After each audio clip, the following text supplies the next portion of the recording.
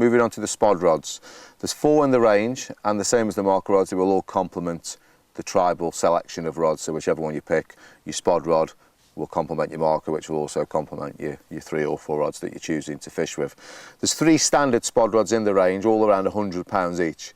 The first one is a 12'5", second is a 12'6", 5.5", and the last one is a 13 foot 5.5. There is one special intensity, which is a 12'6", 5.5. That's around £200, but you're paying for the 3K weave and the extra strength in the butt. Now, I think the main thing about spodding is I see a lot of people doing it very, very poorly, and that's because they're not compressing the rod behind the back. And in my opinion, they've bought a rod that's either too powerful for them or it's not powerful enough. I know that's a kind of contradiction.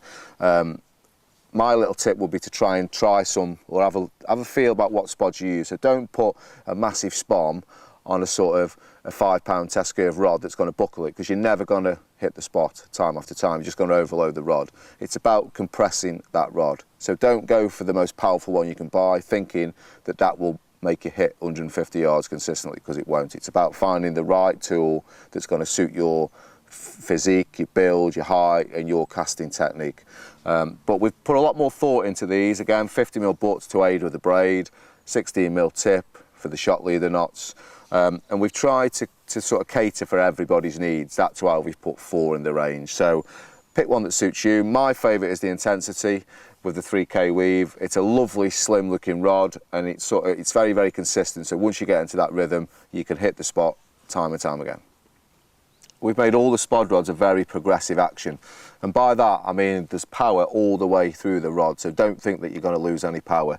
What that means though is it's a more consistent casting action, because the rod is doing more of the work for you, so you haven't got to get inconsistent casts where you're hitting 80 yards one time, then 120 the next, so you've got bait all over your swim.